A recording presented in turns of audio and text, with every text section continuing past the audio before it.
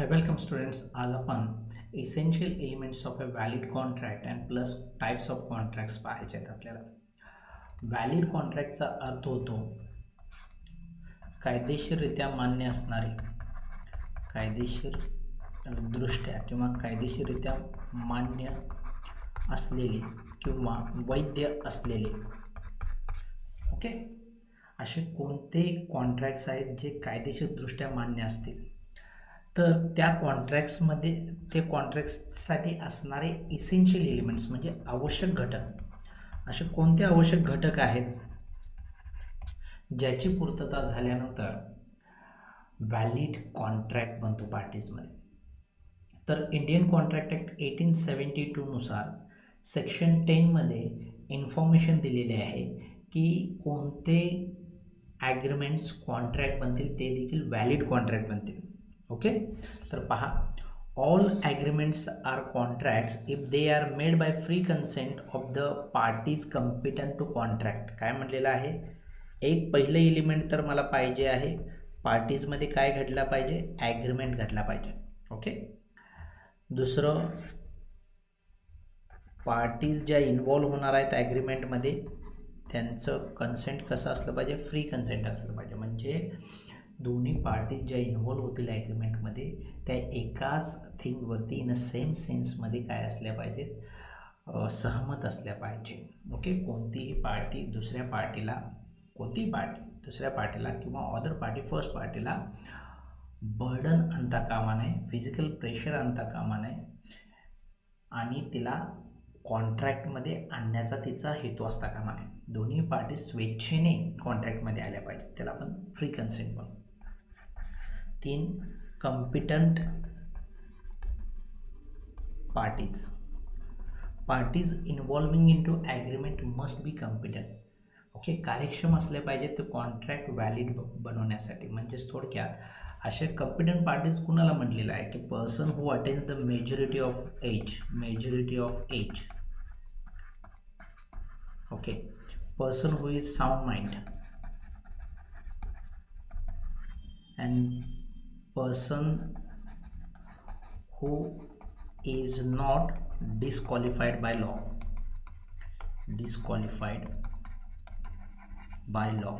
कायद्याने त्याला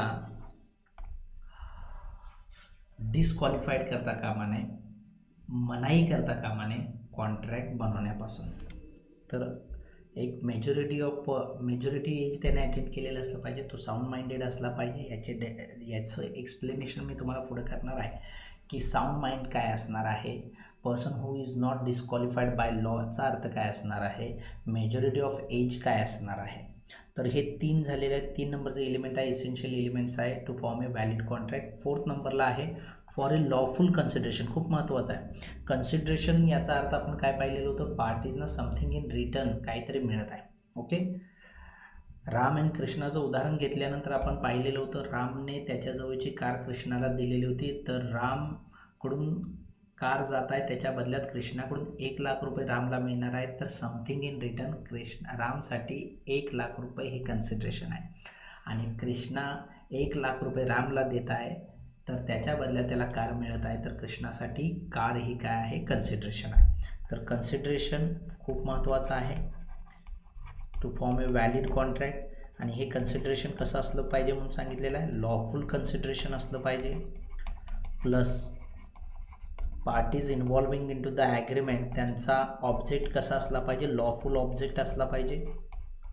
हेतू काय असला पाहिजे, लॉफुल ऑब्जेक्ट.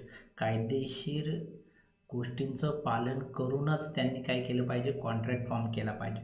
ओके, लॉला डिफेक्ट करणं असा हेतू असता कामा नये. अँड 6th नंबर आहे not expressly and a lawful object and not expressly declare to be void. And not expressly declared to be void. आता ऑलरेडी असे काही ॲग्रीमेंट्स आहेत, असे काही कॉन्ट्रॅक्ट्स आहेत जे लॉने काय सांगितलेलं आहे, जर एखादी पार्टी, दोन्ही पार्टीज इन्व्हॉल्व ज्या होणारे आहेत ॲग्रीमेंटमध्ये ते जर बनवत असतील त्या स्वरूपाचा ॲग्रीमेंट, तर त्या पहिल्यापासूनच त्यांनी काय कन्सिडर केलेले आहेत, ते वाईड राहतील. असे काही ॲग्रीमेंट आहेत ज्याचा हेतू लॉफुल नसेल, कन्सिडरेशन त्याच्यामध्ये लॉफुल नसेल, तर ते काय आहेत, वॉइड आहेत. तर असे सर्व ॲग्रीमेंट्स जे डिक्लेअर्ड नाही आहेत to be void by law, ते काय होतील, व्हॅलिड कॉन्ट्रॅक्ट होतील. ओके, जर डिक्लेअर्ड केलेले असतील तेच ॲग्रीमेंट आपण कॉन्ट्रॅक्ट म्हणून फॉर्म करणार असो, पार्टीचा हेतू असेल, तर तो कॉन्ट्रॅक्ट व्हॅलिड होणार नाही. तर इसेन्शियल एलिमेंट्स हे सेक्शन 10 मध्ये दिलेले आहेत इंडियन कॉन्ट्रॅक्ट ॲक्ट 1872 मध्ये. पार्टीज ज्या इन्व्हॉल्व्ह होणार आहेत त्यांच्यामध्ये ॲग्रीमेंट हा असलाच पाहिजे. ॲग्रीमेंट कसा बनतो हे आपण पाहिलेलं आहे. ॲग्रीमेंट इज इक्वल टू काय आहे की party involving into the contract must give proper offer. बरोबर, ऑफररने ऑफर दिली पाहिजे आणि ऑफरीने त्याला काय दिलं पाहिजे, ॲक्सेप्टन्स दिलं पाहिजे. निश्चितच हे काय होईल, ॲग्रीमेंट होईल. पार्टीज इन्व्हॉल्व्ह होणार आहेत, ज्या पार्टीज इन्व्हॉल्व्ह होणार आहेत ॲग्रीमेंटमध्ये, कॉन्ट्रॅक्टमध्ये ज्या पार्टीज येणार आहेत त्या पार्टीचं फ्री कन्सेंट असणं गरजेचं आहे. फ्री कन्सेंटचा अर्थ काय आहे की त्या पार्टी स्वेच्छेने कॉन्ट्रॅक्टमध्ये काय झाल्या पाहिजेत, इन्व्हॉल्व्ह झाला पाहिजे. कोणतीही पार्टी एखाद्या पार्टीवरती दबाव आणून त्या पार्टीला किंवा चुकीची माहिती देऊन पार्टीला किंवा एखाद्या पार्टीचं फसवणूक करून कॉन्ट्रॅक्टमध्ये आणता कामा नये. तसं जर आणत असेल तर त्याला फ्री कन्सेंट म्हणण्यात येणार नाही. तिसरी केस आहे कॉम्पिटंट पार्टीज. कॅपॅबिलिटी चेक करायच्या, कोणत्या पार्टीज कॉन्ट्रॅक्ट बनवू शकतील, पार्टीजमध्ये काय क्वालिटीज असणार आहेत. त्या 3 इम्पॉर्टंट क्वालिटीज इथं दिलेल्या आहेत. फर्स्ट क्वालिटी आहे majority of age, second quality आहे साऊंड माइंड, अँड थर्ड आहे पर्सन जो इन्व्हॉल्व्ह होणार आहे ॲग्रीमेंटमध्ये त्याला लॉने डिस्क्वालिफाईड करता कामा नये, पहिल्यांदाच डिस्क्वालिफाईड केलेला असता कामा नये बाय लॉ. नेक्स्ट आहे कन्सिडरेशन. हे मी सांगितलेलंच आहे, what is meaning of the consideration. Parties involving into the agreement. Okay, ॲग्रीमेंटमध्ये ज्या पार्टीज इन्व्हॉल्व्ह होणार आहेत, एक पार्टी काय करणार आहे, समोरच्या पार्टीला बेनिफिट देणार आहे. बरोबर आहे, त्याच्या बदल्यात समथिंग इन रिटर्न त्या पार्टीला मिळेल. समोरची पार्टी जी आहे जिला बेनिफिट मिळेल ती त्याच्या बदल्यात फर्स्ट पार्टीला काहीतरी देणार आहे. We call that price, value, something in return खूप महत्त्वाचं आहे, मोबदला. हे कन्सिडरेशन कसं असलं पाहिजे, लॉफुल कन्सिडरेशन असलं पाहिजे, जे कायद्याच्या चौकटीत बसणार असलं पाहिजे. जे लॉफुल कन्सिडरेशन नाही आहे, जे अनलॉफुल कन्सिडरेशन आहे, असा कॉन्ट्रॅक्ट व्हॅलिड होणार नाही, तो वाईड राहील, अमान्य राहील, अवैध राहील. कायद्याच्या नजरेत तो इन्फोर्स करता येणार नाही पार्टीजना जर कन्सिडरेशन अनलॉफुल असेल. आणि पार्टीचा जो ऑब्जेक्ट आहे इथं मी सांगितलेला आहे, पार्टी ज्या एकत्रित येत आहेत त्या कोणत्या तरी हेतूने एकत्रित येत आहेत, तो हेतू लॉफुल असला पाहिजे, कायद्याला अनुसरून असला पाहिजे, कायद्याच्या चौकटीत बसणारा असला पाहिजे. जर पार्टीचा हेतू लॉला डिफीट करणं असेल आणि लॉनं अगोदरच प्रोहिबिट केलेले असे बरेचसे मॅटर्स आहेत, अशा गोष्टी करण्यासाठी पार्टीज कॉन्ट्रॅक्ट बनवत असतील तर ते कॉन्ट्रॅक्ट व्हॅलिड होणार नाही, ते कॉन्ट्रॅक्ट वॉइड राहतील. And not expressly declare to be void याचा अर्थ होतो काही असे ॲग्रीमेंट आहेत जे लॉने ऑलरेडी डिक्लेअर केलेले आहेत की जर कोणी पार्टी ते बनवत असेल तर असे ॲग्रीमेंट वाईडच राहतील, ते व्हॅलिड बनणार नाही. त्यामुळे या सर्व गोष्टींची आपल्याला डिस्कशन करावं लागेल, पाहावं लागेल असे कोणते ॲग्रीमेंट आहेत जे लॉने ऑलरेडी डिक्लेअर केलेले आहेत to be void. And each and every केसमध्ये आपल्याला हे देखील पाहावं लागेल, जे आपण 6 इम्पॉर्टंट पॉईंट्स इथे इसेन्शियल एलिमेंट्स घेतलेले आहेत according to the Indian contract act 1872 section 10 मध्ये दिलेले, याचं आपल्याला एक्सप्लेनेशन अतिशय म्हणजे थोडक्यात डीपली जाऊन पाहावं लागेल, समजून घ्यावं लागेल. याच्या बेसवरती पुढे आणि आपल्याला युनिट्स येणार आहे. ओके, पहा पुढं म्हटलेलं आहे सेक्शन 10 मध्ये जे दिलेले एलिमेंट्स आहेत ते कंप्लीट नाही आहेत.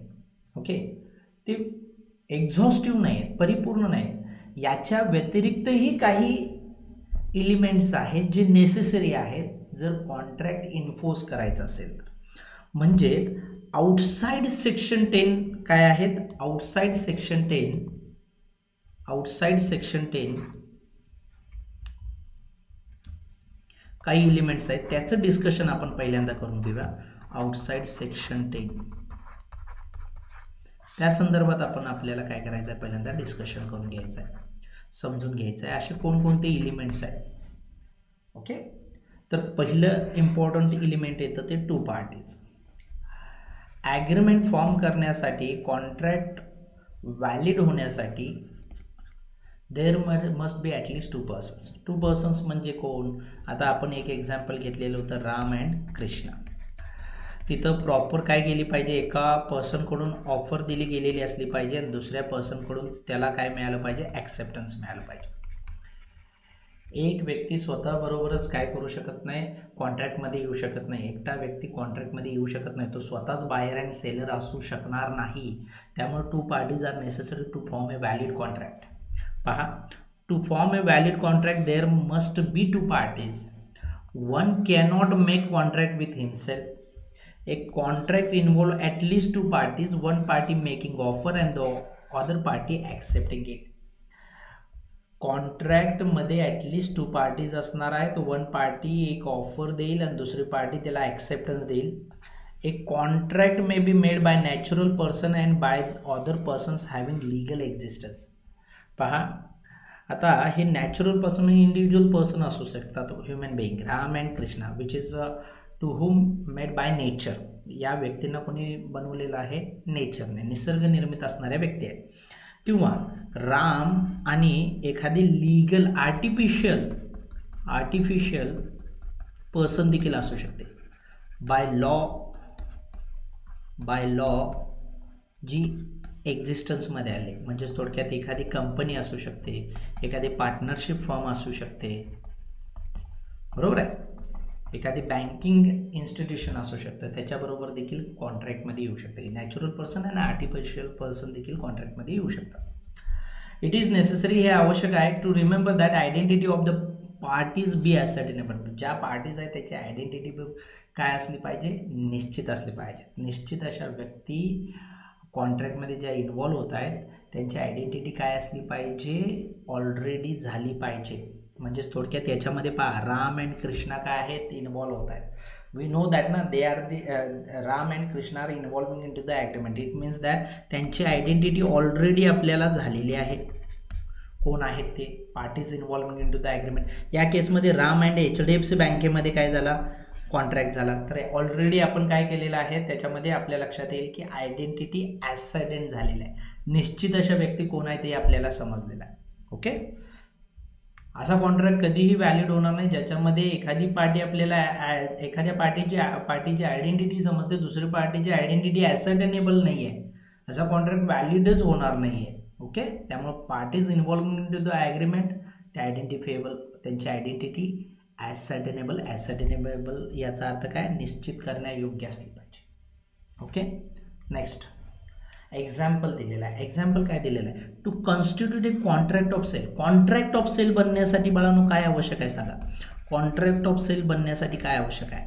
एक सेलर असला पाहिजे, ready to sell the goods, and the second ती गुड्स किंवा सर्व्हिसेस खरेदी करण्यासाठी बायर असला पाहिजे.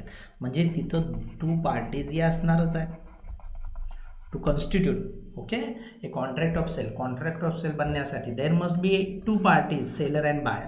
The seller and buyer be 2 different person. हे दोन्ही डिफरंट पर्सन असले पाहिजेत, हे खूप महत्त्वाचं आहे. ओके, जो व्यक्ती वस्तूचा मालक आहे तो सेलर होईल, तो स्वतः सेलर अँड बायर होणार नाही.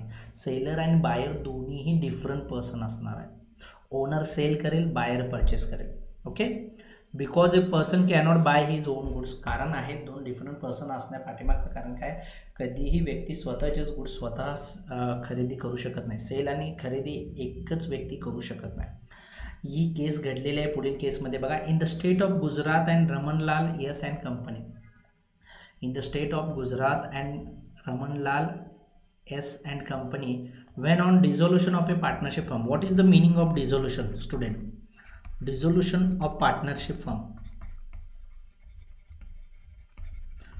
ओके, भागीदारी संस्था बंद होत आहे बाळा, भागीदारी संस्था जी काय आहे ती बंद होत आहे. ओके, डिझोल्यूशन बंद होणे. आता संस्था बंद होत आहे, भागीदारी संस्था बंद होत आहे. The assets of the firm were dividing among the partner. ज्या असेट्स फर्मच्या आहेत, ज्या फर्मचे असेट्स असतात त्याची मालकी जी असते ती जॉईंटली असते. जॉईंटली याचा अर्थ काय, जॉईंटली ओनर असतात पार्टनर्स. भागीदारी संस्थेमध्ये ज्या असेट्स आहेत त्याचं ओनर कोण असेल, जॉईंटली ओनर असतं. संयुक्तपणे काय असतात, पार्टनर्स मालक असतात. आता ती जी असेट आहे, व्यवसाय बंद होणार आहे, ज्या व्यवसायात असेट शिल्लक आहेत ते पार्टनर्सनी काय केलेलं आहे, डिवाइड करून घ्यायचं ठरवलेलं आहे. ओके, आता the sales tax officer wanted to tax this transaction. Sales tax officer जो गुजरात स्टेटमध्ये असणारी एखादा अधिकारी आहे, तो काय म्हणत आहे की ही जी काय ॲसेट या भागीदारांनी काय करून घेतली, डिवाइड करून घेतली. म्हणजेच थोडक्यात याच्यावरती आम्ही काय चार्ज करणार आहोत, सेल्स टॅक्स चार्ज करणार आहोत असं तो म्हणत आहे, डिमांड करत आहे. इट वॉज हेल्ड दॅट, असं कन्सिडर करण्यात आलेलं आहे, गृहीत धरण्यात आले that it was not a sale.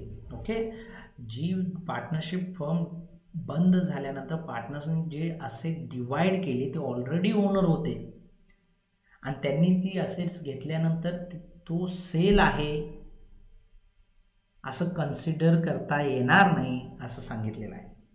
Okay, partners being joint owner of those goods and cannot be both buyer and seller. स्वतःच बायर अँड सेलर कधी असू शकत नाही, त्यामुळे सेल्स टॅक्स ऑफिसरला या ट्रान्झॅक्शनवरती टॅक्स लावता येणार नाही असं कन्सिडर केलेला आहे, असा रिझल्ट दिलेला आहे. तर हे एक्झाम्पल मी तुम्हाला दिलेलं आहे. देअर आर ॲटलिस्ट 2 पार्टीज, कमीत कमी 2 पार्टीज या असल्याच पाहिजे to form a valid contract. Other out of the section 10च्या बाहेर जाऊन आपण इसेन्शियल एलिमेंट्स पाहत आहोत. नेक्स्ट आहे intention to create legal relations. Already मी सांगितलेलं आहे, एनी ॲग्रीमेंट, बरोबर आहे, कोणताही agreement, any agreement which is enforceable by law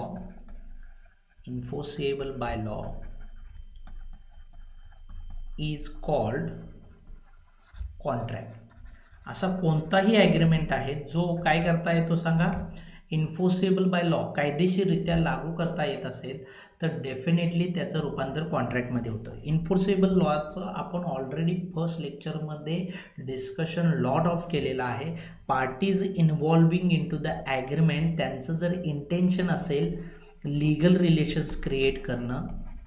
हे लीगल रिलेशन्स काय आहेत, लीगल रिलेशन्स अशा स्वरूपाचे आहेत, काही लीगल राईट्स मिळतील पार्टीजना आणि काही लीगल ऑब्लिगेशन्स क्रिएट होतील असतील अशा ॲग्रीमेंटमधून, तर ते सर्व ॲग्रीमेंट्स कॉन्ट्रॅक्ट बनतील. तर पार्टीज ज्या इन्व्हॉल्व होणार आहेत to form a valid contract, valid contract बनण्यासाठी, to form a valid contract, कायदेशीरदृष्ट्या तो मान्य होण्यासाठी, वैध ठरण्यासाठी contract, to form a valid contract there must be, पार्टीचं इंटेन्शन असलं पाहिजे, there must be to create legal relations. Okay, पार्टीचं इंटेन्शन काय असलं पाहिजे, हेतू काय असलं पाहिजे, लीगल रिलेशन्स क्रिएट करणं असलं पाहिजे. Parties entering into contract must have intention to create legal relations between them. Already पाहिलेलं आहे आपण. Legal relations means parties involving into contract have some legal rights and have under some legal obligations. Parties ज्या involve होतात कॉन्ट्रॅक्टमध्ये त्यांना काही legal rights and legal obligations त्यांच्यावरती येतात. If the intention of parties are not create obligations on them, then such agreements remains with only agreement and they cannot have existence in the आयज of law. जर पार्टीजचा हेतूच नसेल legal relations create करणं, तर असे ॲग्रीमेंट्सच राहतात, ते कॉन्ट्रॅक्ट बनत नाहीत, ते सोशल स्टेटसनुसार बनणारे ॲग्रीमेंट्स असतात आणि इन द आयज ऑफ लॉ हे कॉन्ट्रॅक्ट, व्हॅलिड कॉन्ट्रॅक्ट कन्सिडर केले जाणार नाही, ते ॲग्रीमेंटच राहतील. एक्झाम्पल बघूया परत एकदा. A husband agree to pay to his wife certain amount as maintenance every month while he was abroad. Husband आहेत त्यांनी काय केलेलं आहे, त्याच्या वाईफला प्रॉमिस केलेलं आहे की हाऊसहोल्ड एक्सपेन्सेससाठी मेंटेनन्ससाठी मी तुला प्रत्येक मंथला काहीतरी अमाऊंट, निश्चित अशी अमाऊंट काय करत राहीन, देत राहीन. त्यावेळेला तो ॲब्रॉडमध्ये जॉब करत होता. आता हजबंड काय झालेले आहेत बघा, त्यांनी जे दिलेलं प्रॉमिस होतं ते प्रॉमिस पाळण्यास ते असमर्थ झालेले आहेत. म्हणजे निश्चित अशी अमाऊंट ते त्याच्या वाईफला देऊ शकलेली नाही आहेत. Wife sued him for the recovery of the amount. आता वाईफनं काय केलेलं आहे, हजबंडनं त्याचं प्रॉमिस पाळलेलं नाही आहे, यासाठी तिनं हजबंड अगेन्स्ट क्लेम केलेला आहे, खटला भरलेला आहे. अशा केसमध्ये here in this case wife could not recover as it was a social agreement. अशा केसमध्ये वाईफला सक्सेस मिळणार नाही आहे, रिकव्हरी अमाऊंट मिळणार नाही आहे, डॅमेजेस मिळणार नाही आहेत. कारण जो ॲग्रीमेंट बनलेला होता पार्ट कोण आहेत, हजबंड अँड वाईफमध्ये, त्यांचं इंटेन्शन लिगल रिलेशन्स क्रिएट करणं नव्हतं. हा सोशल ॲग्रीमेंट आहे असं कन्सिडर करण्यात आलेलं आहे. आणि त्यामुळे जी वाईफ आहे तिचा क्लेम मान्य केला जाणार नाही आहे. The parties did not intend to create any legal relations. Balfour versus Balfour case ही प्रसिद्ध आहे यासाठी. ओके, काय सांगितलेलं आहे पहा, की लिगल रिलेशन्स क्रिएट करणं हा हेतूच नसेल तर पार्टी ज्या इन्व्हॉल्व होतात त्या दुसऱ्या पार्टीज म्हणजे first party second party against किंवा second party first party against agreement enforce करू शकत नाही, कायदेशीररित्या लागू करण्याचा प्रयत्न करू शकत नाही. त्यामुळे व्हॅलिड कॉन्ट्रॅक्ट फॉर्म करण्यासाठी पार्टी ज्या इन्व्हॉल्व होत आहेत त्यांचं इंटेन्शन असलं पाहिजे ॲग्रीमेंट बनवतानाच लिगल रिलेशन्स क्रिएट करणं. लिगल रिलेशनचा अर्थ मी तुम्हाला सांगितलेला आहे, काही लिगल राईट्स मिळतील पार्टीजना, काही लिगल ऑब्लिगेशन्स पार्टीजवरती येतील. नेक्स्ट आहे other formalities to be complied with in certain cases. Okay, काही समजून चला, जे ॲग्रीमेंट बनवला जात आहे त्या ॲग्रीमेंटमध्ये काही फॉर्मॅलिटीज, इतर फॉर्मॅलिटीजची पूर्तता करणं गरजेचं असेल. ओके, तर त्या कंप्लीट झाल्या पाहिजे. जोपर्यंत त्या फॉर्मॅलिटीज कंप्लीट होणार नाही तोपर्यंत तो ॲग्रीमेंट व्हॅलिड कॉन्ट्रॅक्ट होऊ शकत नाही. फॉर एक्झाम्पल पहा, in the case of certain contract, काही निश्चित स्वरूपाच्या कॉन्ट्रॅक्ट्समध्ये the contract must be in writing. तो कॉन्ट्रॅक्ट रायटिंगमध्येच असला पाहिजे. मग हा व्हॅलिड कॉन्ट्रॅक्ट कधी होईल, ज्यावेळेला तो रायटिंगमध्ये असेल, रायटिंगमध्ये होईल त्यावेळेला. Contract of insurance is not valid except as a written contract. Contract of इन्शुरन्सचं उदाहरण दिलेलं आहे, तोपर्यंत कॉन्ट्रॅक्ट ऑफ इन्शुरन्स तोपर्यंत व्हॅलिड होणार नाही जोपर्यंत तो रिटर्न फॉर्ममध्ये होत नाही, बनत नाही तोपर्यंत. म्हणजेच हे काय आहे, फॉर्मॅलिटी आहे. पार्टीज ज्या इन्व्हॉल्व होत आहेत त्यांनी त्या फॉर्मॅलिटीज कंप्लीट केल्या पाहिजेत. जर फॉर्मॅलिटीज त्या आहेत, इसेन्शियल फॉर्मॅलिटीज आहेत, त्या कंप्लीट केल्या तर कॉन्ट्रॅक्ट काय होणार आहे, व्हॅलिड होणार आहे. अदरवाईज तो कॉन्ट्रॅक्ट व्हॅलिड होऊ शकत नाहीत without completing these formalities. Further, in case of certain contracts, registration of contract under the law which is in the force at the time is essential for it to be valid. आता आणखीन असे निश्चित असे contract आहेत ज्याच्यामध्ये त्याचं under law registration करणं गरजेचं आहे. जो काही लॉ तिथं काय असेल कार्यान्वित असेल, जे काही प्रोव्हिजन्स ऑलरेडी काय असतील लागू होत असतील त्यानुसार काय झालं पाहिजे, तो कॉन्ट्रॅक्ट रजिस्टर केला गेला पाहिजे. जर त्याचं रजिस्ट्रेशन होत नसेल तर असा कॉन्ट्रॅक्ट व्हॅलिड होणार नाही आहे. रजिस्ट्रेशन झाल्यानंतरच तो कॉन्ट्रॅक्ट काय होईल, व्हॅलिड होईल. इन द केस ऑफ इमूव्हेबल प्रॉपर्टीच्या बाबतीत हे आपल्याला पाहायला मिळतं. सेलर कडून बायरला ओनरशिप कधी ट्रान्सफर होते, त्याचं प्रॉपर रजिस्ट्रेशन झाल्यानंतर. लक्षात ठेवा, खूप महत्त्वाचं आहे.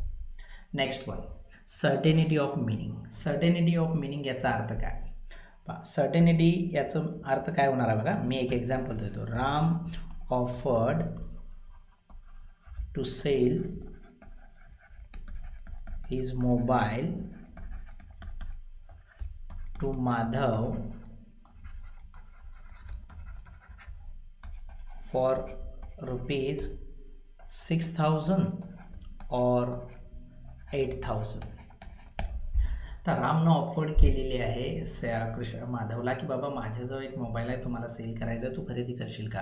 आणि त्याने काय सांगितलेलं आहे बघा, मी 6,000 किंवा 8,000ला तू सेल करणार आहे. आता अशा केसमध्ये सर्टेनिटी आहे का मला सांगा.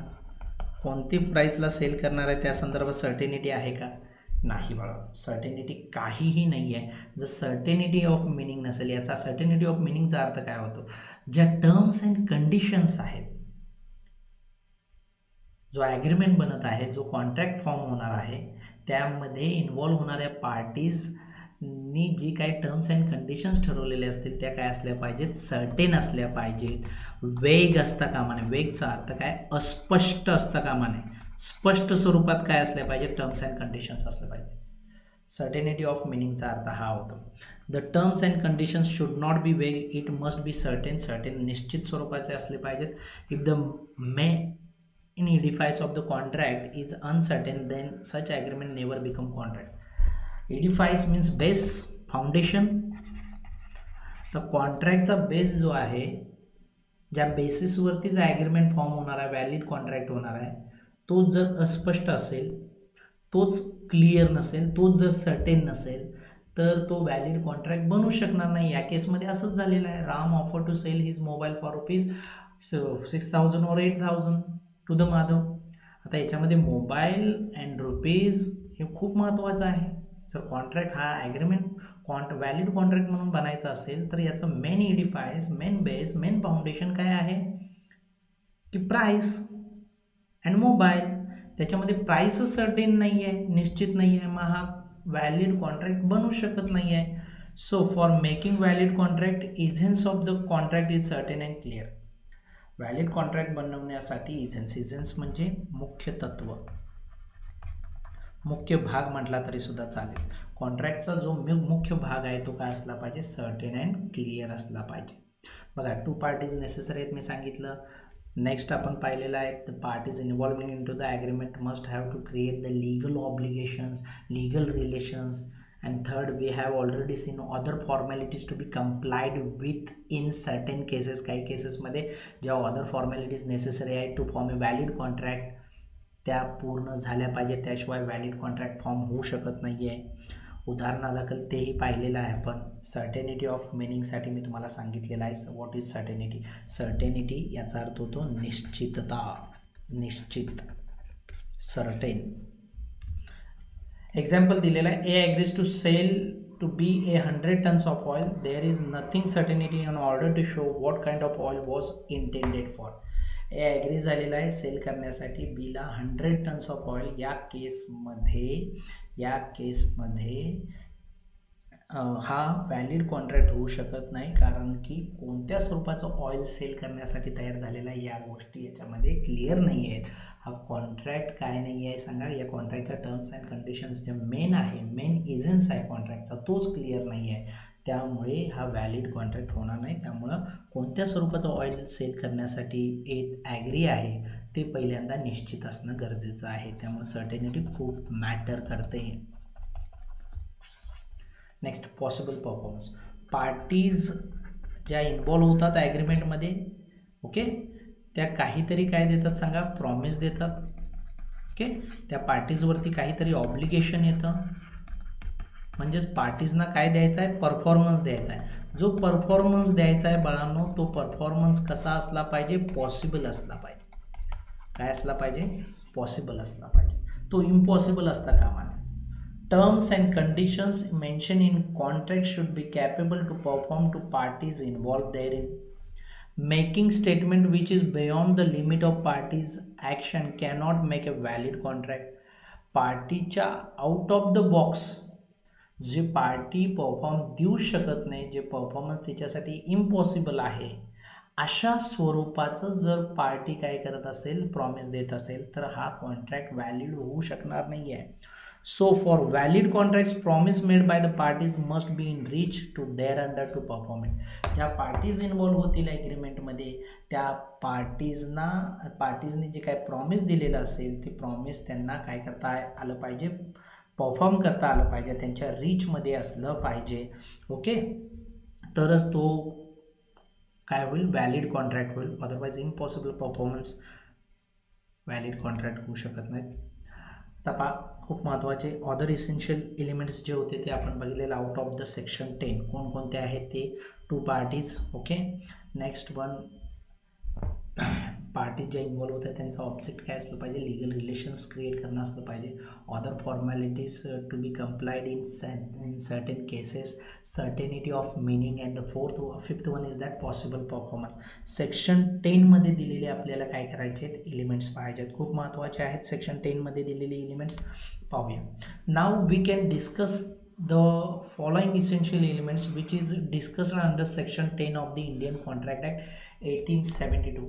इंडियन कॉन्ट्रॅक्ट ॲक्ट 1872 सेक्शन 10 मध्ये दिलेले जे काही इसेन्शियल एलिमेंट्स आहेत, जे ऑलरेडी आपण बायफर्गेट करून घेतलेले होते, तेच आपल्याला काय करायचं आहे, त्या संदर्भात डिस्कशन करायचं आहे.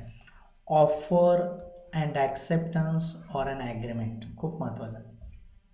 To form a valid contract, प्रथम ऑफररने ऑफर दिली पाहिजे आणि त्या ऑफरला ऑफरीकडून काय मिळालं पाहिजे, ॲक्सेप्टन्स मिळालं पाहिजे.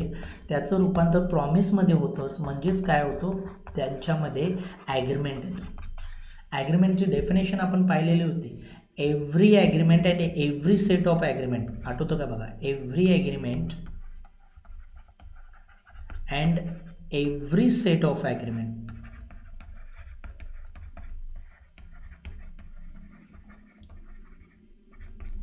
forming consideration to each other, forming consideration to each other is called agreement. Okay, तर ॲग्रीमेंट, कॉन्ट्रॅक्ट बनण्यासाठी ॲग्रीमेंट खूप महत्त्वाचं आहे, इसेन्शियल आहे. तर agreement between parties is the first essential element to form a contract. Every accepted proposal is called as agreement. जे काय offer एकदा ॲक्सेप्ट झाली की त्याला आपण काय म्हणतो, ॲग्रीमेंट म्हणतो. To form a valid contract there must be proper offer should be made by offerer to offeree and offeree should given acceptance for it. Valid contract form करण्यासाठी प्रॉपर ऑफर दिलेली असली पाहिजे ऑफररने, ऑफरीला आणि ऑफरीनं काय केलं पाहिजे, प्रॉपर ॲक्सेप्टन्स दिलेलं असलं पाहिजे, तरच तो ॲग्रीमेंट होईल. आता नेक्स्ट जो एलिमेंट आहे तो खूप महत्त्वाचा आहे, फ्री कन्सेंट. फ्री कन्सेंट याचा अर्थ होतो, पहा, पार्टीज ज्या इन्व्हॉल्व होत आहेत ना, राम अँड कृष्णा जो इन्व्हॉल्व झालेला आहे, एक्झाम्पल आपण पाहिलेलं होतं. ओके, ते स्वेच्छेने काय झालेले आहेत सांगा, कॉन्ट्रॅक्टमध्ये आलेलं आहे. त्यांच्यावरती फिजिकली प्रेशर आणलेलं नाही आहे, त्यांच्यावरती मेंटली प्रेशर आणून त्यांना पार्टीजना कॉन्ट्रॅक्टमध्ये आणलेलं नाही आहे.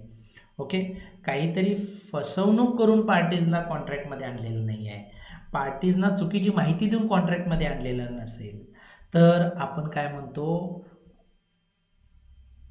पार्टीचं काय, फ्री कन्सेंट आहे, स्वेच्छेने पार्टी आलेल्या आहेत. फ्री कन्सेंटचा अर्थ काय होतो, कॉन्ट्रॅक्टमध्ये बघून टर्म्स अँड कंडिशन्स असणार आहेत की नाही, बोला लवकर, टर्म्स अँड कंडिशन्स असणार आहेत ना, त्या टर्म्स अँड कंडिशन्सवरती दोन्ही पार्टीज काय असल्या पाहिजेत, सहमत असल्या पाहिजेत.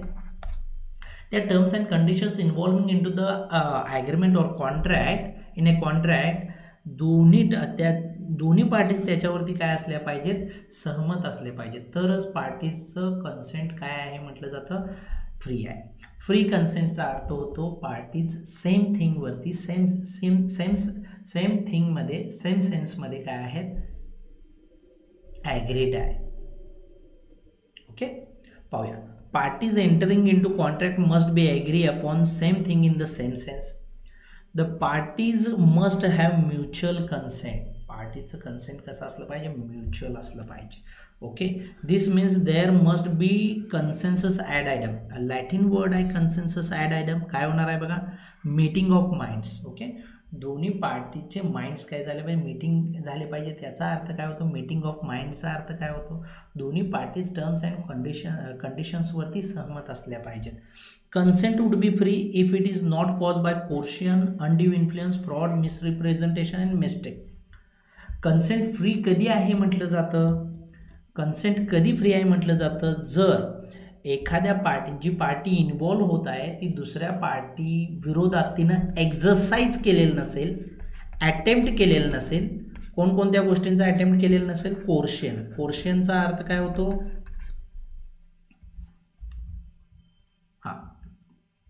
कोर्शन. कोर्शनचा अर्थ काय होणार, फिजिकली प्रेशर टाकणे, फिजिकल प्रेशर टाकणे. ओके, किंवा अनड्यू इन्फ्लुएन्स, अनड्यू इन्फ्लुएन्सचं एक्झरसाइज करता कामा नये एखादी पार्टी. याचा अर्थ होतो अनड्यू इन्फ्लुएन्सचा मेंटली प्रेशर टाकता कामा नये. एखादी पार्टी मेंटली प्रेशर टाकून एखाद्या पार्टीला कॉन्ट्रॅक्टमध्ये आणत असेल तर त्या पार्टीचं फ्री कन्सेंट आहे असं म्हटलं जाणार नाही. नेक्स्ट आहे फ्रॉड. फसवणूक करून एखादी पार्टी दुसऱ्या पार्टीला कॉन्ट्रॅक्टमध्ये आणता कामा नये. मिसरिप्रेझेंटेशन, चुकीची माहिती देऊन एखादी पार्टी दुसऱ्या पार्टीला कॉन्ट्रॅक्टमध्ये आणता कामा नये किंवा पार्टी चुकीने mistake of the fact okay चुकीने कॉन्ट्रॅक्टमध्ये येता कामा नाहीत. ओके, आता पाहूया, खूप महत्त्वाचं आहे. जर या रिझन सोडून म्हणजे या रिझनमुळे पार्टीज कॉन्ट्रॅक्टमध्ये येत नसतील, या रिझनमुळे कॉन्ट्रॅक्ट पार्टीजमध्ये येत नसेल, हे रिझन सोडून जर कॉन्ट्रॅक्टमध्ये पार्टी येत असतील, हे रिझन सोडून कॉन्ट्रॅक्टमध्ये पार्टीज येत असतील तर मी निश्चित काय म्हणेन, पार्टीचं कन्सेंट कसं आहे, फ्री आहे. कोर्शन फिजिकल एक्सरसाइज केलेली असता कामा नये पार्टीजने. अंडी इन्फ्लुएन्स टाकता कामा नये. एखाद्या पार्टीने दुसऱ्या पार्टीवरती फ्रॉड केलेला नसेल, मिसरिप्रेझेंटेशन केलेलं नसेल, मिस्टेक केलेलं नसेल तर मी निश्चित आपण काय कन्सिडर करू की जी पार्टी इन्वॉल्व होत आहेत त्या काय आहेत, त्यांचं कन्सेंट काय, फ्री आहे. Okay, A threaten to shoot B if B does not lend him ₹2000 and B agreed to it. या केसमध्ये ए काय करत आहे, धमकी देत आहे कुणाला, बीला, की तू मला ₹2000 लेंड म्हणजे दिले पाहिजेस. जर तू ₹2000 दिले नाहीस तर मी तुला काय करेन, शूट करेन. आता बीनं काय केलेलं आहे, बीनं काय केलं की ठीक आहे, बीने ₹2000 दिले. ओके, बी ए बरोबर कॉन्ट्रॅक्टमध्ये ॲग्रीमेंटमध्ये आलेला आहे, पण या केसमध्ये एनं बीकडून घेतलेलं कन्सेंटची सहमती आहे ॲग्रीमेंटमध्ये येण्याची, ती फ्री असू शकते का, नाही. त्यानं काय केलं, त्याच्यावरती बर्डन टाकलेलं आहे, फिजिकली प्रेशर टाकलेलं आहे आणि पार्टीला कॉन्ट्रॅक्टमध्ये आणलेला आहे. अशा वेळेला तो व्हॅलिड कॉन्ट्रॅक्ट होणार नाही. त्यामुळे एने बीकडे काय केलं की रिक्वेस्ट केली, मला ₹2000 लोनच्या स्वरूपात दे. बीने ठीक आहे सांगितलं की बाबा ठीक आहे, मी तुला लोन देण्यासाठी तयार आहे. या केसमध्ये कोणत्याही प्रकारे एने B against coercion, undue influence, fraud, misrepresentation किंवा मिस्टेक या स्वरूपाचं कोणत्याही स्वरूपाचं एक्झरसाइज केलेलं नाही. त्यामुळे दोन्ही पार्टीज काय आहेत, फ्री कन्सेंट आहे दोन्ही पार्टीचं असं कन्सिडर करण्यात येईल.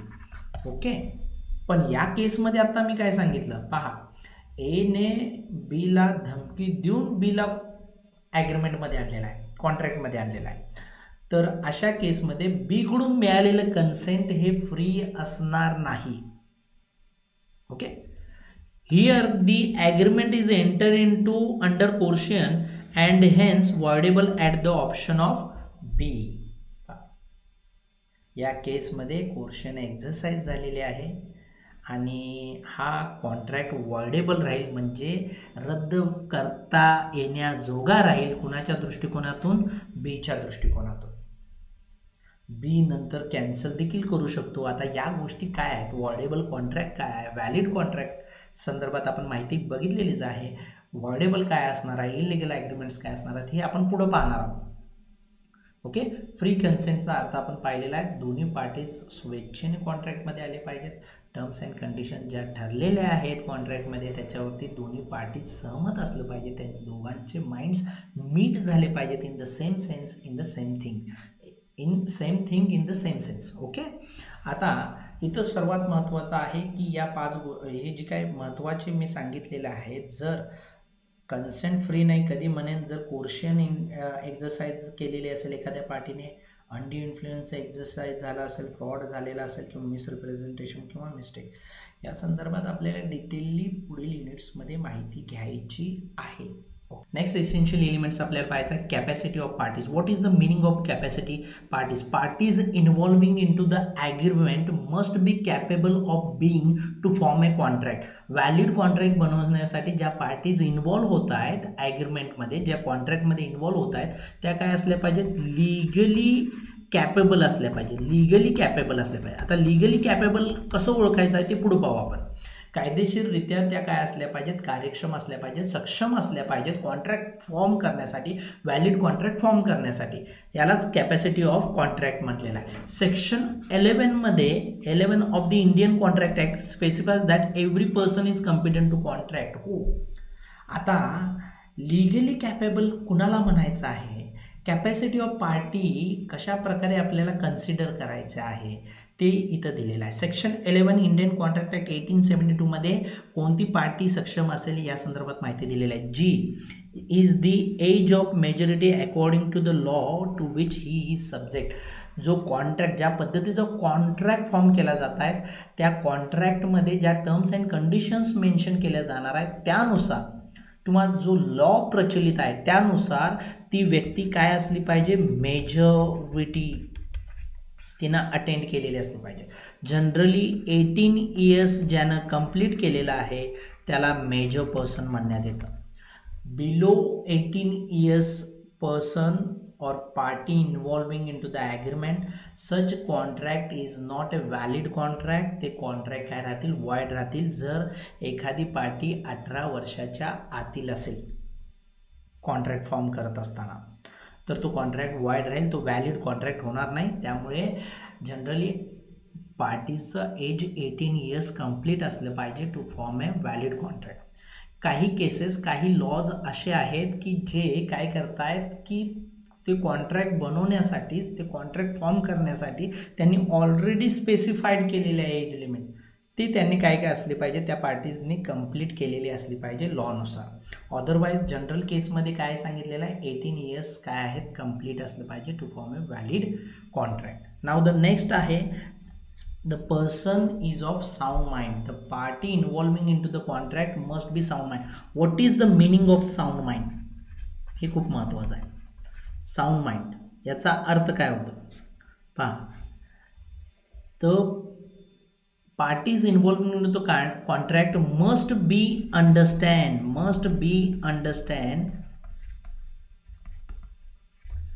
द टर्म्स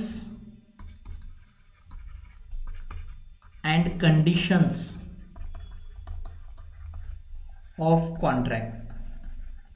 ज्या पार्टीज इन्व्हॉल्व होणार आहेत ॲग्रीमेंटमध्ये त्यांना जे टर्म्स अँड कंडिशन्स आहेत कॉन्ट्रॅक्टचे ते समजण्यास काय असलं पाहिजे, त्या सक्षम असल्या पाहिजेत. जर त्या सक्षम असतील तर त्यांना आपण साऊंड माइंडेड पर्सन म्हणतो, साऊंड माइंडेड पार्टीज म्हणतो. त्या टर्म्स अँड कंडिशन्स अंडरस्टँड करण्यासाठी त्या सक्षम नसतील तर निश्चितच त्या पार्टीज साऊंड माइंडेड नाहीत तर काय असतील, अनसाऊंड माइंडेड असतील. अनसाऊंड माइंड पर्सनने पार्टीज बरोबर केलेला जो ॲग्रीमेंट आहे तो काय राहील, वाईड राहील, तो व्हॅलिड होणार नाही. त्यामुळं person at the time of making the contract should be understand the terms and conditions very well. We can call them they are sound minded. Next one, and the person who is competent to the contract, who is competent to form a valid contract is not disqualified from contracting by any law to which he is subject. Okay, ज्या व्यक्ती कॉन्ट्रॅक्टमध्ये involve होणार आहे त्या व्यक्तींना लॉने already expressly declare करता कामा नये की या पार्टीज बरोबर कॉन्ट्रॅक्ट बनवणं हे काय राहील, वाईड राहील. फॉर एक्झाम्पल, एने बी बरोबर कॉन्ट्रॅक्ट बनवत आहे पण बीला ऑलरेडी कन्व्हिक्ट्स म्हणून घोषित केलेला आहे, त्याच्यावरती आरोप असेल, त्याच्यावर दोषारोप असेल, काहीतरी त्यानं गुन्हा केलेला आहे त्या संदर्भात तो आरोपी असेल, तर अशा व्यक्तीबरोबर एक कॉन्ट्रॅक्टमध्ये येत असेल आणि बी देखील कॉन्ट्रॅक्टमध्ये येत असेल तर हा कॉन्ट्रॅक्ट व्हॅलिड होणार नाही. कारण लॉने ऑलरेडी त्याला काय डिक्लेअर केलेलं आहे, डिस्क्वालिफाईड केलेला आहे. ही व्यक्ती कॉन्ट्रॅक्ट बनवू शकत नाही असं ऑलरेडी लॉने सांगितलेलं आहे. ओके, तर 3 महत्त्वाचे इम्पॉर्टंट फॅक्ट्स आहेत, 3 इम्पॉर्टंट याच्यामध्येही एलिमेंट्स आहेत की कोणत्या पार्टीजला कॉम्पिटंट पार्टीज म्हणायचं आहे, कोणत्या पार्टीची कॅपॅसिटी जी आहे ती लिगली तो अटेंड करत आहे की नाही हे जर चेक करायचं असेल तर त्या पर्सनने मेजर तो पर्सन असला पाहिजे, तो साऊंड माइंडेड असला पाहिजे and not disqualified by law to which he is subject. त्याला डिस्क्वालिफाईड करता कामा नये कॉन्ट्रॅक्ट बनवण्यापासून लॉने. आता याचं क्वालिफिकेशन ऑलरेडी दिलेलं आहे बघा. Qualification A, majority refers to the age of contracting person. The person entering into contract must be of 18 years of age. Person below 18 years of age are considered minor, therefore incompetent to the contract. 18 इयर्सच्या आतील जो below 18 years of age आहे ती व्यक्ती काय राहील, minor person राहील आणि त्याला कॉन्ट्रॅक्ट फॉर्म करता येणार नाही आहे. Qualification B requires a person to be sound mind. He should be in his sense so that he can understand the implications of the contract at the time of entering into a contract. Implications याचा अर्थ जो परिणाम कॉन्ट्रॅक्टचे जे terms and conditions आहेत ते understand करण्यासाठी तो सक्षम असला पाहिजे, तरच आपण काय म्हणू, तो साऊंड माइंडेड आहे. ए ल्युनॅटिक, वेडा, ॲन इडियट, मूर्ख, ए ड्रंकन, मध्यांध, मध्यर्थी म्हणू आपण याला, मध्यांध. A person or under influence of some intoxicant is not suppose to be a person of sound mind. एक वेडा व्यक्ती किंवा मूर्ख व्यक्ती किंवा ज्याने ड्रिंक घेतलेली आहे अशी व्यक्ती किंवा आणि कोणत्या तरी मद्य असणाऱ्या पदार्थांचं ज्यानं सेवन केलेलं आहे अशी व्यक्ती साऊंड माइंडेड आहे असं कन्सिडर करता येणार नाही, ती अनसाऊंड माइंडेड असणार आहे. Next one, qualification C requires that a person entering into a contract should not be disqualified by his status in entering into contract entering into such contract. Person, जी व्यक्ती बरोबर कॉन्ट्रॅक्टमध्ये येत आहोत आपण, त्या व्यक्तीला already लॉने declare करता कामा नये की ही व्यक्ती काय आहे, कॉन्ट्रॅक्ट बनवण्यासाठी अकार्यक्षम आहे, याच्याबरोबर कॉन्ट्रॅक्ट बनवता येणार नाही असं जर लॉनं ऑलरेडी डिक्लेअर केलेलं असेल तर त्या व्यक्तीला आपण डिस्क्वालिफाईड म्हणतो. Disqualified person from making contract. By स्टेटसनुसार ही व्यक्ती आपण कन्सिडर करू शकतो. कोण आहे बघा, such person are an alien enemy. What is the meaning of alien enemy? Okay, ज्या राष्ट्राबरोबर, for example we are living into India, we are living into India. Okay, समजून चला, वी आर मेकिंग कॉन्ट्रॅक्ट, आपण contract बनवत आहोत पाकिस्तानमधील एक company आहे त्यांच्याबरोबर. ठीक आहे, हा कॉन्ट्रॅक्ट व्हॅलिड आहे, ठीक आहे, चालेल. परंतु इंडिया आणि पाकिस्तानमध्ये अचानक वॉर डिक्लेअर झाली तर अशा केसमध्ये बाळांनो ही जी कंपनी असेल, कोणतीही कंपनी असेल जिच्याबरोबर आपण कॉन्ट्रॅक्ट बनवणार आहे तिला आपण काय कन्सिडर करू, एलियन एनिमी. दुश्मन राष्ट्रामध्ये असणारी ती पार्टी कोणीही असेल, एलियन एनिमी. दुश्मन राष्ट्र म्हटला तरी सुद्धा चालेल. दुश्मन राष्ट्रामध्ये येणारी व्यक्ती किंवा एखादी पार्टी किंवा एखादी आर्टिफिशियल पर्सन असेल, एलियन एनिमी म्हणून आपण त्याला. फॉरेन सोव्हरेन्स, जे परदेशीय उच्च पदस्थ असणारे अधिकारी आहेत, जे फॉरेन ॲम्बॅसिडर्स आहेत, त्यांच्याबरोबर जर आपल्याला कॉन्ट्रॅक्टमध्ये यायचं असेल तर आपल्याला विशेष गोष्टींची काळजी घ्यावी लागते. जे लॉज आहेत, प्रोव्हिजन्स आहेत, त्यांना आपल्याला फॉलो करावं लागतं, तरच आपण त्यांच्याबरोबर कॉन्ट्रॅक्टमध्ये येऊ शकतो. अन्यथा फॉरेन सोव्हरेन्सबरोबर कॉन्ट्रॅक्टमध्ये आपल्याला येणार नाही आहे. कन्व्हिक्ट्स, ज्याच्यावरती दोष आहेत, ज्याच्यावर आरोप आहेत, त्या बरोबर देखील आपल्याला कॉन्ट्रॅक्टमध्ये येता येणार नाही आहे. They are disqualified unless they are fulfil certain formalities required by law.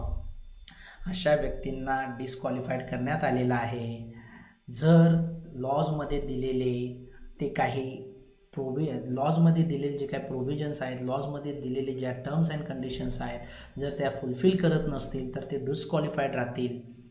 जर त्यांनी ते जे टर्म्स अँड कंडिशनची पूर्तता केली तर मात्र यांच्याबरोबर आपण कॉन्ट्रॅक्टमध्ये येऊ शकतो असा त्याचा अर्थ आहे. ठीक आहे.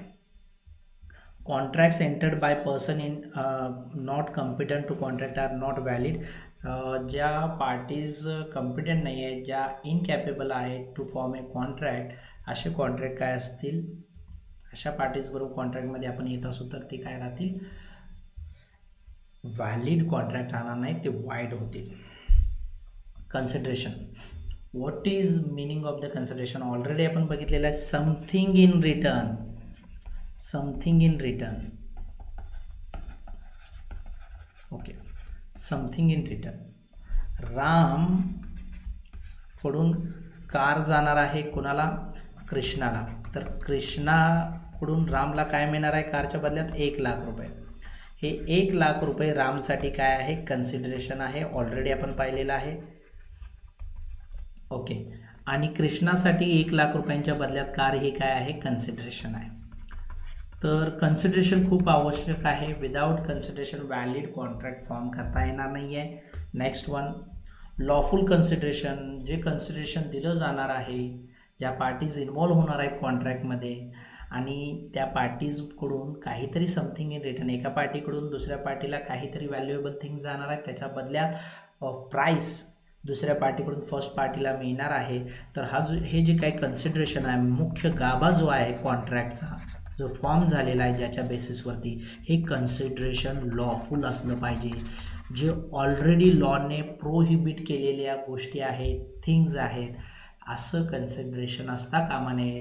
कायद्याने सक्त मनाई असलेले जे काही कन्सिडरेशन आहेत ते तुम्हाला काय करता येणार नाही आहेत, देता येणार नाहीत. पार्टीज जर तशा स्वरूपाचं प्रोहिबिट असणारं कन्सिडरेशन देत असतील तर मात्र काय होणार आहे सांगा, कॉन्ट्रॅक्ट व्हॅलिड होणार नाही, तो वाईड होईल. कन्सिडरेशन अनलॉफुल आहे हे कधी कन्सिडर केलं जाईल, जर ऑलरेडी लॉने काय केलेलं असेल, सक्त मनाई केलेलं असेल की हे कन्सिडरेशन पार्टीजना देता येणार नाही आहे. ओके, इमॉरल असेल, अनैतिक स्वरूपाचं असेल किंवा अपोज टू पब्लिक पॉलिसी असेल, सार्वजनिक धोरणांच्या विरोधात असेल, तर मात्र असं कन्सिडरेशन काय होईल, अनलॉफुल होईल. हे कन्सिडरेशन जर एखादी पार्टी देत असेल तर डेफिनेटली हा काय होणार आहे सांगा बघूया, कॉन्ट्रॅक्ट व्हॅलिड होणार नाही आहे. त्यामुळं जे काही पार्टीज इन्व्हॉल्व होत आहेत ॲग्रीमेंटमध्ये, ते जे काही कन्सिडरेशन असेल ते must support to the lawful असलं पाहिजे, कायद्याला अनुसरून असलं पाहिजे, कायद्याला गृहीत धरून असलं पाहिजे, कायद्याने मान्य केलेले असे जे काय आहेत त्याच गोष्टी कन्सिडरेशन म्हणून पार्टीजना देता येतील. नेक्स्ट येतं लॉफुल ऑब्जेक्ट. लॉफुल ऑब्जेक्टचा अर्थ काय येणार, ज्या पार्टीज इन्व्हॉल्व झालेल्या आहेत ॲग्रीमेंटमध्ये त्या काहीतरी पर्पज घेऊनच ॲग्रीमेंटमध्ये येत आहेत, तर तो जो पर्पज आहे तो पर्पज काय असला पाहिजे, लॉफुल असला पाहिजे, कायद्याला अनुसरून असला पाहिजे, कायद्याच्या अनुषंगाने असला पाहिजे. कायद्याला डिफीट करणं किंवा कायद्याला लॉने ऑलरेडी प्रोहिबिट केलेलं एखादं पर्पज घेऊन पार्टीज कॉन्ट्रॅक्टमध्ये येत असतील तर हे कॉन्ट्रॅक्ट व्हॅलिड होणार नाही. Parties making agreement must have legal object. Agreement made with intention to defeat law or outside the subject of law is illegal and forbidden by law. Okay, कायद्याला defeat करणं, कायद्याला पराभूत करणं, ओके, किंवा outside of the लॉच्या outside असेल तर तो illegal किंवा त्याला आपण म्हटलेलं ऑलरेडी फॉरबिडन बाय लॉ असणारा जर ऑब्जेक्ट असेल तर तो अनलॉफुल कन्सिडर करू आपण, बरोबर आहे. तर निश्चितच लक्षात ठेवा, parties involving into the agreement must have lawful object. त्यांचं इंटेन्शन काय असलं पाहिजे, कायद्याला धरून असलं पाहिजे. एक्झाम्पल पाहूया आता आपण. A promises to drop prosecution instituted against B for robbery and B promises to restore the value of things taken. बीने एच्या घरी काय केलेले आहे, चोरी केलेली आहे असं कन्सिडर करू, ऑफिसमध्ये किंवा घरून चोरी केलेली आहे आणि व्हॅल्युएबल थिंग्स काय केलेले आहेत त्याने टेक ओव्हर केलेले आहेत. तर त्यासाठी एनं काय केलेलं आहे, ऑलरेडी क्लेम केलेला आहे बी अगेन्स्ट. ओके, म्हणजे खटला चालवलेला आहे. प्रॉसिक्युशन याचा अर्थ काय होतो, खटला. कुणा अगेन्स्ट चालवलेला आहे खटला, हा बी अगेन्स्ट. आता हा खटला चालू आहे कायद्यामध्ये, कायद्यानुसार म्हणजे न्यायालयामध्ये हा काय चालू आहे, खटला चालू आहे. जे काही लॉजमध्ये प्रोव्हिजन्स वगैरे आहेत त्यांची अंमलबजावणी करत हा काय चालू आहे, खटला पुढे चालू आहे. या केसमध्ये आता ए काय करत आहे बघा, ए बीला सांगत आहे जर तू रिस्टोर करत असशील, काय रिस्टोर करत असशील काय जे थिंग्स तू माझ्या म्हणजे ज्या काही वस्तू तू माझ्या घरून चोरी केलेल्या आहेस त्या तू रिस्टोअर करत असतील तर निश्चित मी तो हा खटला काय करेन, ड्रॉप करेन. म्हणजे ए प्रॉमिस देत आहे बीला आणि बी देखील प्रॉमिस करत आहे एला की बाबा मी तू त्या ज्या काही वस्तू आहेत तुझ्याकडून चोरी केलेल्या आहेत त्या मी तुला रिस्टोअर करेन, म्हणजे तुला परत देईन.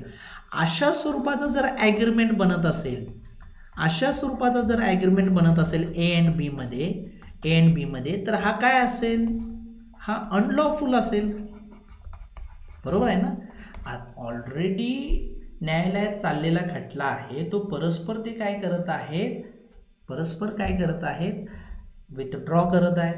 आणि हे पण लक्षात घ्या, हा खटला कसा चालू आहे, कशा संदर्भात चालू आहे, रॉबरी संदर्भात चालू आहे. म्हणजे रॉबरी हे काय आहे, हे अनलॉफुल ॲक्टिव्हिटी आहे. अनलॉफुल ॲक्टिव्हिटी जी आहे त्याचा निर्णय न्यायालयच देईल. ए अँड बी परस्पर ठरवू शकत नाहीत. आणि असं जर ॲग्रीमेंट ते करत असतील तर डेफिनेटली हा ऑब्जेक्ट काय राहणार आहे, अनलॉफुल राहणार आहे. ऑब्जेक्ट काय बनलं, ए प्रॉमिस करतोय की मी खटला परत घेतो आणि बी प्रॉमिस काय करतोय, मी तुझ्या जे काही चोरी केलेले गुड्स आहेत ते परत करतो. तर याचा जो ऑब्जेक्ट आहे तो अनलॉफुल राहील, कारण की लॉला डिफीट करण्याचा ए अँड बी प्रयत्न करत आहे. Agreement must not be expressly declared as void. काही ॲग्रीमेंट्स ऑलरेडी लॉने डिक्लेअर केलेले आहेत की ते वॉइड राहतील. असे डिक्लेअर केलेले ॲग्रीमेंट्समध्ये जर पार्टीज इन्व्हॉल्व होत असतील तर हे व्हॅलिड कॉन्ट्रॅक्ट बनणारच नाही आहेत. तर व्हॅलिड कॉन्ट्रॅक्ट बनण्यासाठी या ॲग्रीमेंट्स व्यतिरिक्त ॲग्रीमेंट्स पार्टीजना बनवाव्या लागतील. Parties making agreements should not be already expressly declared as void by law. Party ज्या ॲग्रीमेंटमध्ये येत आहेत असे ॲग्रीमेंट लॉने ऑलरेडी एक्सप्रेसली डिक्लेअर करता कामा नये, ते वॉइड आहेत. There are some agreements which is expressly declared as void by law. असे काही ॲग्रीमेंट्स आहेत, त्याचे एक्झाम्पल्स पाहूया. 3 to commit murder or making publishing defamatory statements or entering into agreements which are opposed to public policy are illegal in nature. Okay, धमकी देणे, okay, की मी तुझा murder करेन, किंवा एखाद्या विरुद्ध बदनामीकारक स्टेटमेंट देणं आणि ते स्टेटमेंट पब्लिश करणं असेल, किंवा अपोज टू पब्लिक पॉलिसी सार्वजनिक धोरणांच्या विरोधात जाऊन ॲग्रीमेंटमध्ये दोन्ही पार्टीज येत असतील, इन्व्हॉल्व होत असतील, तर असे सर्व ॲग्रीमेंट्स हे काय राहणार, वॉइड राहणार आहेत. असे ॲग्रीमेंट्स काय राहणार आहेत, वॉइड राहणार आहेत. Similarly are agreement in restraint of trade, एखाद्याला व्यापार करण्यापासून, व्यवसाय करण्यापासून एखादी पार्टी रोखत असेल आणि असा ॲग्रीमेंट पार्टी बनवत असेल तर तो काय राहणार, वॉइड राहणार. रिस्ट्रेंट टू मॅरेज, एखाद्याला मॅरेज करण्यापासून रिस्ट्रेंट रोखत असेल पार्टी तर असा ॲग्रीमेंट वॉइड राहणार. लीगल प्रोसिडिंग्स ज्या चालू आहेत, कायदेशीर कार्यवाही जे चालू आहे त्याच्यामध्ये व्यत्यय आणण्याचा प्रयत्न केला जात असेल आणि असे ॲग्रीमेंट फॉर्म केले जात असतील तर असे ॲग्रीमेंट ऑलरेडी वॉइड डिक्लेअर केलेले आहेत. Are a classic examples of void agreements, जे एक्सप्रेसली ऑलरेडी लॉने डिक्लेअर केलेले आहेत. कोणकोणते ॲग्रीमेंट वॉइड राहतील ह्याचं डिस्कशन आपल्याला पुढं डीपली पाहायचं आहे. नेक्स्ट वन पहा, आपण सेक्शन 10मध्ये असणारे पॉईंट्स, सेक्शन 10मध्ये येणारे आणि आउटसाईड सेक्शन 10मध्ये येणारे इसेन्शियल एलिमेंट्स पाहिलेले आहेत. आउटसाईड सेक्शन 10मध्ये येणारे इसेन्शियल एलिमेंट्स पाहिले, हे पहिलं आपण डिस्कस केलेले आहेत. सेक्शन 10मध्ये येणारे ॲग्रीमेंट बघितलेलं आहे आपण, ओके. ॲग्रीमेंट नंतर फ्री कन्सेंट बघितलं, त्यानंतर कम्पिटंट पार्टीज बघितलं, त्यानंतर कन्सिडरेशन पाहिलेलं आहे, लॉफुल कन्सिडरेशन पाहिलेलं आहे, lawful consideration and lawful object पाहिलेलं आहे, आणि त्यानंतर agreement must not expressly declared as void या संदर्भात देखील इन्फॉर्मेशन घेतलेली आहे. तर हे इसेन्शियल एलिमेंट्स व्यवस्थित मी तुम्हाला एक्सप्लेन केलेले आहेत, हे देखील राईट डाऊन करायचे आहेत. जे वर्ड्स आहेत ज्याचे आपल्याला अर्थ समजत नाहीत ते आपल्याला लिहून घ्यायचे आहेत मराठीमध्ये, खूप महत्त्वाचं आहे. आणि हे जे काय मी तुम्हाला एक्सप्लेन केलेलं आहे हे अगेन अँड अगेन आपल्याला रीड करावं लागेल आणि राईट डाऊन देखील करावं लागेल. त्याशिवाय आपल्याला हे जे काही बिझनेस लॉमधील असणारे ज्या कॉन्सेप्ट्स आहेत, हे जे काही क्वेश्चन्स आहेत यांची प्रॅक्टिस होणार नाही त्याशिवाय. नेक्स्टमध्ये आपण पाहणार आहोत की टाईप्स ऑफ कॉन्ट्रॅक्ट काय आहे. ओके,